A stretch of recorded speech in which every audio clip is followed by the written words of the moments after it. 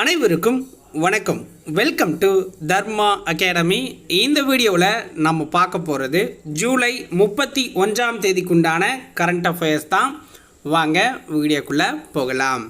முதல் வினா, நிசார் செயற்கைக்கோள் எப்பொழுது விண்ணில் ஏவப்பட்டது? நிசார் செயற்கைக்கோள் எப்பொழுது விண்ணில் ஏவப்பட்டது? ஆன்சர் பாருங்கள், ஜூலை 30ஆம் தேதி விண்ணில் செலுத்தப்பட்டிருக்கு. ஓகேங்களா?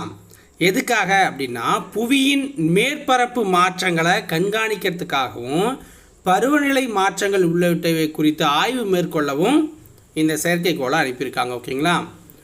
1 சென்டிமீட்டர் நகர்வை கூட இது கண்காணிக்கும் அப்படிங்கிற மாதிரி இதை சொல்லியிருக்காங்க. இந்த நிசார் செயற்கைக்கோள் அப்படிங்கிறது இஸ்ரோ மற்றும் நாசாவோட கூட்டு முயற்சியில் உருவாக்கப்பட்டிருக்கு. ஸ்ரீஹரிகோட்டா, இந்தியாவில் ஸ்ரீஹரிகோட்டாவில் சதீஷ் தவான் விண்வெளி ஆய்வு மையத்திலேருந்து இதை விண்ணில் செலுத்தியிருக்காங்க. ஜிஎஸ்எல்வி F-16 ராக்கெட் மூலமாக தான் விண்ணில் செலுத்தப்பட்டிருக்கு. இஸ்ரோவோட தலைவர் வி நாராயணன் அவர்கள். ஓகேங்களா? ஜிஎஸ்எல்வி ராக்கெட் மூலமாக முதல் முறையாக சூரிய ஒத்திசைவு சுற்றுப்பாதையில் செயற்கைக்கோள் நிலைநிறுத்தப்பட்டிருக்கு. ஓகேங்களா? முதல் முறையாக சூரிய ஒத்திசைவு சுற்றுப்பாதையில் செயற்கைக்கோள் நிலைநிறுத்தப்பட்டிருக்குது. இதுதான் முதல் முறை ஜிஎஸ்எல்வி ராக்கெட் மூலமாக. ஓகேங்களா? ரெண்டாவது கொஸ்டின் பாருங்கள். கடந்த 5 ஆண்டுகளில் புலிகளின் இறப்பு அதிகம் உள்ள மாநிலம் எது? கடந்த 5 ஆண்டுகளில் புலிகளோட இறப்பு அதிகமாக இருக்கிற மாநிலம் எது? மகாராஷ்டிரா மாநிலம் தான் இந்த பட்டியலில் ஃபஸ்ட் பிளேஸில் இருக்குது. 2வது பிளேஸில் மத்திய பிரதேசமும், 3வது கேரளா, அடுத்து தெலுங்கானா இருக்குது. ஓகேங்களா? 111 புலிகள் இறப்பு அங்கே நடந்த 5 ஆண்டுகளில் மகாராஷ்டிராவில் நிகழ்ந்திருக்கு. மத்திய பிரதேசத்தில் 90, கேரளாவில் 28, தெலுங்கானாவில் அதுக்கும் குறைவாக இருக்கும். ஓகேங்களா? நாட்டில் மொத்த புலிகளின் எண்ணிக்கை 3682. ஸோ இப்போ ரீசெண்டான ஒரு கணக்கெடுப்பின்படி பார்த்தீங்க அப்படின்னா, முந்தானத்து கரண்ட் அஃபேர்ஸில் பார்த்துருப்பீங்க நீங்கள், தமிழ்நாட்டில் தான் அதிக புலிகள் இருக்குது அப்படின்னு சொல்லியிருப்பாங்க. ஓகேங்களா? ஸோ 70% இந்தியாவில் இருக்கிற புலிகளில் பாதுகாக்கப்பட்ட காப்பகங்களில் இருக்குது. 30% பார்த்தீங்க அப்படின்னா காப்பகங்களுக்கு வெளியில் இருக்குது. இப்படி வெளியில் இருக்கிற புலிகள் தான் அதிகமாக இந்த இறப்புக்குள்ளாகுது. ஓகேங்களா? கிட்டத்தட்ட 560 புலிகளுக்கு மேலே இறந்திருக்கதா கணக்கு சொல்லியிருக்கு. 3வது வினா, 211 டோஹாஹு நிலநடுக்கத்திற்கு பின்னர் பதிவான மிக அதிகபட்ச நிலநடுக்க அதிர்வெண் என்ன? 8.8. ஓகேங்களா? ரீசெண்டாக இப்போ 8.8 பார்த்தீங்க அப்படின்னா 2 டேஸில் வந்திருக்கு. ஓகேங்களா? அதாவது ரஷ்யாவின் கிழக்கு தொலைதூர பகுதியில் அமைந்துள்ள காம்சட்கா தீபகற்பம் அருகே பசிபிக் கடல் பகுதியில் ஜூலை 30 சக்தி வாய்ந்த ஒரு நிலநடுக்கம் அப்படிங்கிறது ஏற்பட்டுச்சு. அதோட ரிக்டர் அளவுகோல் பார்த்தீங்க அப்படின்னா 8.8. ஸோ இது 2011 டோஹாஹு அப்படிங்கிற ஒரு இடத்துல நிலநடுக்கம் வந்துச்சு.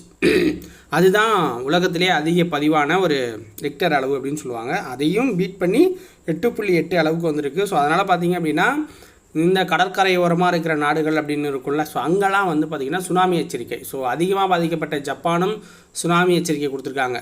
ஸோ ஜப்பானில் ஹொக்கைடோ பகுதியில் கொடுத்துருந்தாங்க. அமெரிக்காவோட ஹவாய் தீவு, ரஷ்யா பகுதிகள் எல்லாத்தையுமே கொடுத்துருந்தாங்க. பட் அந்த அளவுக்கு பெரிய சேதங்கள் அது ஏற்படுத்தலை.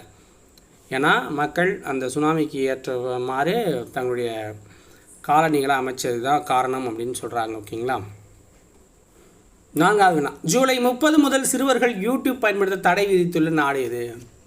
ஸோ ஆல்ரெடி பார்த்தீங்க அப்படின்னா இந்த நாடு பார்த்தீங்க அப்படின்னா உங்களுக்கு முன்னாடியே இந்த அறிவிப்பு கொடுத்துருந்தாங்க. ஸோ ஜூலை 30 அப்படிங்கிறதும் தப்பு. ஜூலை 30 இந்த அறிவிப்பை வெளியிட்டிருக்காங்க. அமல்படுத்த போகிறது டிசம்பர் 2025 அமல்படுத்த போகிறாங்க. எந்த நாடு அப்படின்னா ஆஸ்திரேலியா.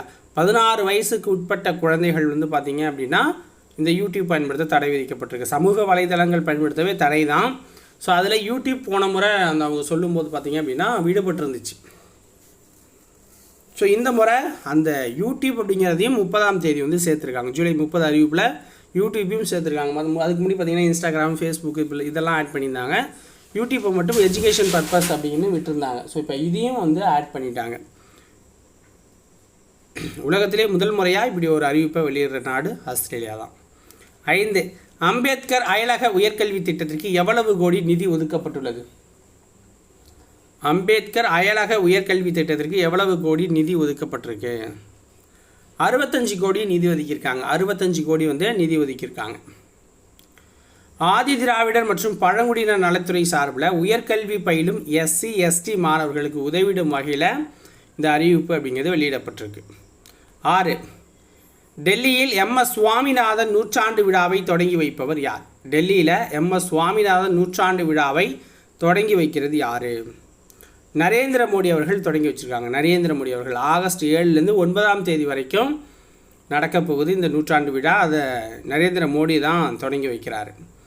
ஆண்டு முழுவதும் பசுமை புரட்சி, உயிரி அடிப்படையில் மகிழ்ச்சிக்கான பாதை என்ற கருப்பொருளில் தான் இந்த விழா அப்படிங்கிறது நடக்கப் போகுது. இந்த விழாவை நடத்துறது யார் அப்படின்னா எம்எஸ் சுவாமிநாதன் ஆராய்ச்சி நிறுவனம், மத்திய வேளாண் மற்றும் விவசாயிகள் நலத்துறை அமைச்சகம், இந்திய வேளாண் நிறுவனம், இந்திய வேளாண் ஆராய்ச்சி கவுன்சில், தேசிய வேளாண் அறிவியல் கல்வி நிறுவனம், இவங்க எல்லாரும் சேர்ந்து இந்த விழாவை வந்து நடத்துகிறாங்க.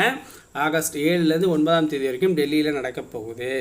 ஸோ இதோட இந்த 31க்குண்டான கரண்ட் அஃபேர்ஸ் முடியுது. உங்களுக்கு வீடியோ பிடிச்சிருந்துச்சுன்னா ஒரு லைக்கை போட்டுவிட்டு சேனலை சப்ஸ்கிரைப் பண்ணி வச்சுக்கோங்க. அப்போ தான் நம்ம போடுற அடுத்தடுத்த வீடியோவை நீங்கள் நோட்டிஃபிகேஷனாக பார்க்கலாம். ஸோ நாளைக்கு பார்க்கலாம். பாய்.